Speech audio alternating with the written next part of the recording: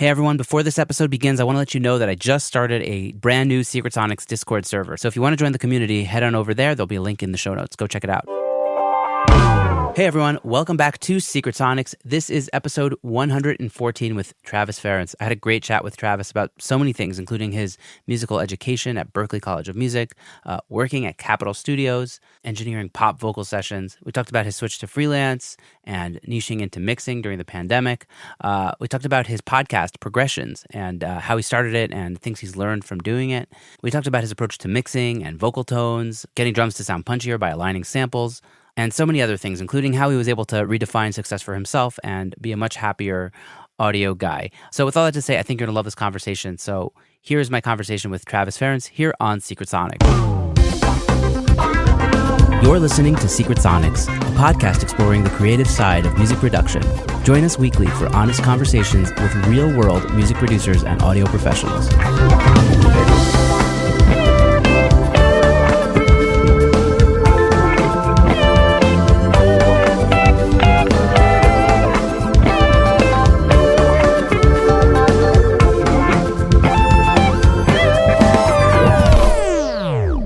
Hello, and welcome back to Secret Sonics. I'm your host, Ben Wallach. My guest today is Travis Ference. Travis is a Grammy-nominated mixer, producer, and recording engineer based out of Los Angeles. Travis has worked extensively at Capitol Studios and with producers such as Alex the Kid. He's worked with artists the likes of Imagine Dragons, Lo Fang, Atlas Genius, Bush, Skylar Grey, Ariana Grande, Cola Boy, and Shoshana Bean. Former guest of the show and fellow podcaster Matt Boudreau recommended I check out Travis's podcast, Progressions, which I did, and then we connected, and I invited him on the show, which he's graciously agreed to do. So with all that to say, welcome to Secret Sonics, Travis. Hey, Ben, how's it going? Yeah, I'm doing really good. How are you? Good. It's good to see you again. We were hanging out on the internet like a week ago or something like that. Yeah, something like that. Just talking shop. Yeah. But you have a great story, which I actually listened to a lot of on the Working Class Audio podcast that you did. And your mixes sound awesome. And yeah, so I'm excited to get into it. Yeah. But I know you told a lot about your story on the Working Class Audio podcast, but why don't you share a little bit about your journey here on this podcast? Like, when did music become a thing for you, and kind of how did that evolve into production? Yeah, so music, I was late to music. I kind of really started in like middle school because I wanted to play in a talent show with some friends, because you want to have friends. So I started playing bass for that. I did not play in that talent show because I was not good. I'd been playing for like 24 hours.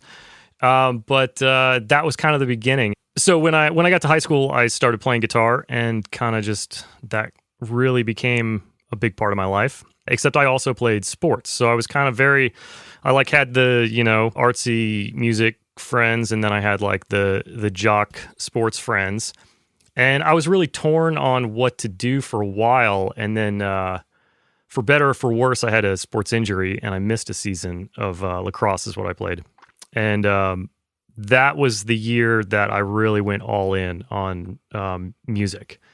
I started getting into recording at that time, so that was like junior year, something like that, however old you are at that point.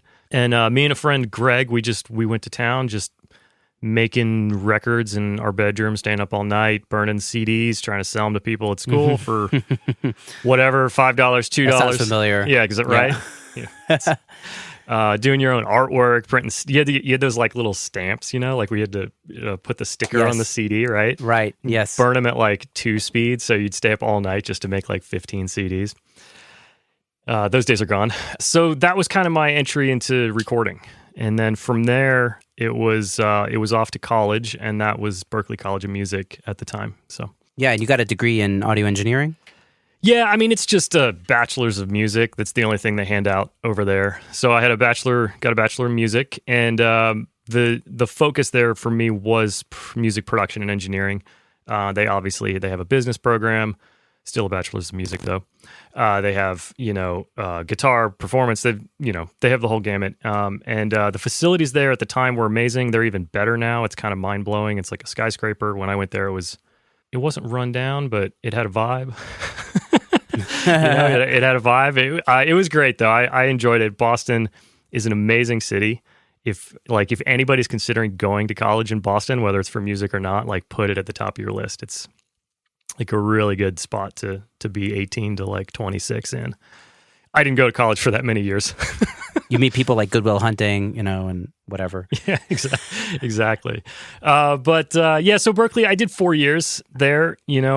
Spent far too much time in the recording studios. And then after that, it was like pretty much straight to Los Angeles for me. Like I came home for about a month, graduated in like May, and rolled into LA on the 4th of July. I was like that guy that made the apartment manager show up on 4th of July to give me a key. Wow.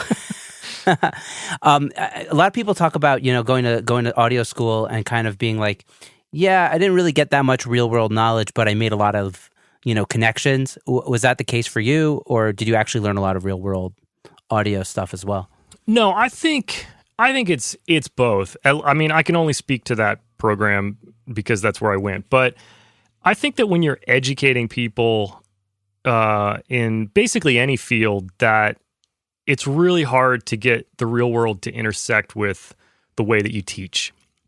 And so I think the way that Berklee did it is probably about as good as you can do it. There was a lot of the projects were designed to kind of make you network within the program to a certain extent. Like if you were in a production class, you were not allowed to engineer. And so then you had to go find an engineer and you had to work with another person, and you were like in tandem working with, that engineer was doing their engineering program or their engineering course, and they were, everybody had their tasks. So there was a lot of stuff like that they did. You're obviously surrounded by players. You needed to find a band to play or record or whatever. So I think they did a great job. I mean, is it perfect? No.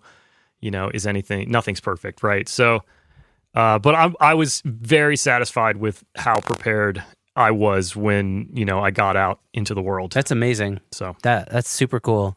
I feel like that's also great, like a great lesson for, working with other people, which is something that a lot of music producers don't know how to do, to like, here, this is the engineer, this is going to be the musicians, like, let's collaborate here.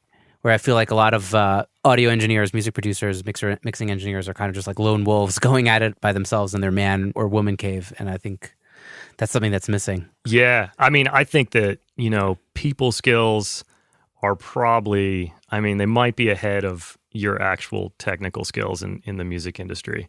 Like you've got to be able to work with people. And then if you're pretty good at your job, that's probably a plus. So yeah, I totally agree with that. So tell me a little bit about, your move out to LA. I know you worked at Capitol. What was that like? How did you get in the door at Capitol? So I drove cross country with no job with my best friend from high school, and moved into my apartment, had like no furniture, was sleeping on the floor, didn't have a refrigerator. I put my beer in the sink. So, there's an amount of time that you had to drink it before it was no longer cold.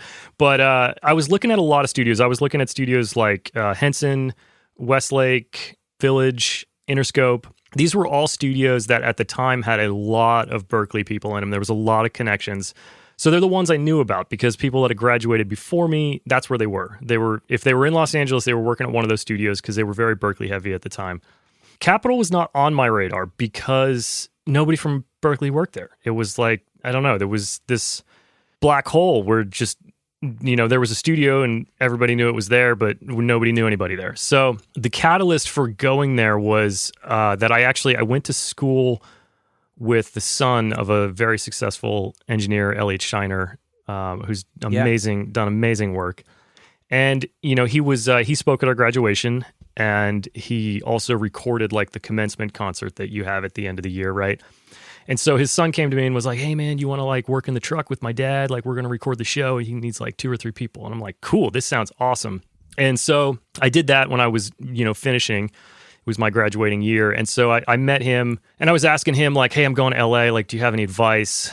And he said, go to Capitol. Like it's the best. You have to go to Capitol. And so I was like, okay, I'll go to Capitol. And he said, tell Paula Salvatore, the studio manager, that, that I sent you over there. And so I did that literally. I sent an email to Paula and it said, Elliot Shiner told me to contact you. And so that got me the interview. That's amazing. But that didn't necessarily get me the job. Basically, what they were looking for, I don't think they were even looking for somebody. I think it was like, okay, Elliot likes this kid, let's hire him. So I worked, maybe like 4 or 8 hours a week. And I was like the extra person over there. And so like somebody had to call in sick or they had to really need extra help in order for me to even get the phone call to come in, right? So I spent a lot of days just waiting for Paula to call or not call. And eventually I actually worked my way in because the guy that was answering the phones, who was kind of the executive assistant, I guess would technically be his title, he left. And so this, kind of as a offering of like, thank you for not getting another job, even though we've only been giving you like 10 hours a week. Why don't you come and run the desk for half the week, and then we'll get you more hours in the studio. Like, at least we can feed you and you can like pay your bills. So that was nice kind of the what got me in the door every day, was answering the door or answering the phone over there, and putting people on hold, and sending all the menial desk stuff that needs to be done to run any business. And so I did that for a few months before a position kind of made itself available for me to actually work in the studios. And then once that happened, it was a runner position. I should be clear, I wasn't an assistant after like 6 months. It was 40 to 80 hours a week, and it was it was a game changer at that point. You were like, oh my god, overtime, this is how I pay my rent.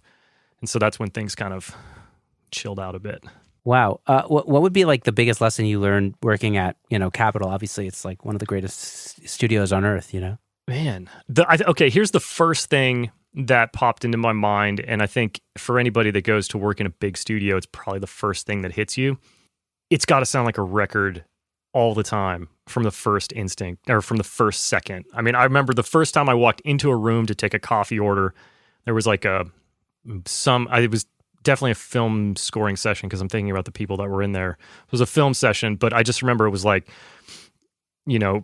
the guy brought his ATCs in, which I'd never heard, never even knew what they were. I don't know the numbers, but the big freestanding ones that are super heavy. Everything just sounded amazing. The players were amazing. And I was like, somebody's going to mix this later? Like, this is going to sound better than this? And so I think that's like the first thing you take away when you're a kid and you walk into a studio is like, it sounds like a record the whole time, not like at the end, which I think is something that, the bedroom producers and stuff, they think it's going to change, in the mix. But, in those big studios, it sounds like a record 24 hours a day. And it is pretty impressive. Yeah, that's amazing. So I know that you've worked with a couple of, biggish time producers and, kind of being their guys over time. And I know you talked about this on your Working Class Audio podcast episode. But at a certain point, you kind of like decided, I got to go freelance. I got to be my own guy. What was that transition like, and how were you able to pull it off? Well, it's tricky. I mean, I guess let me just blast through maybe 5 years of my career. Just see there's like a reference point. So I worked at Capitol for about 2.5 years as a runner, and I was maybe the next guy that would get promoted, assuming there was a promotion that would open up. It's an amazing studio. People work there for a long time. And it's a very stable, it's a good job. So the chances of getting a promotion at the time were slim. And so right, if you're in Capitol, like, who wants to leave there, Exactly. You've got a lot of the benefits of working for a corporation, because you work for the biggest record label in the world, which, at this point, I think UMG IPO'd today in Amsterdam, and they're now officially definitely the biggest record label in the world. So you've got those corporate benefits, you've got amazing talent, you've like every project that comes in there is like, A++, like it is not a bad life. So I worked there until basically I felt like there was nowhere to go without like hoping that somebody retired or whatnot. And so an opportunity to go and work for another producer came up.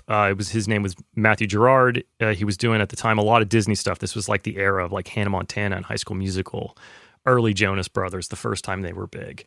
And so I went to work for him, and I quit Capitol, and that was really interesting experience, because I was like thrown into the pop world. And, I kind of like faked my way in there a little bit. Like, he's like, you tune vocals, right? And I'm like, yes, I've tuned a vocal. Yes, I tune the vocals. And, and so there was a lot of things that I kind of had to learn real quick, or, go home, buy Melodyne, learn how to tune a vocal, and then go back to work the next day and hope I do it right.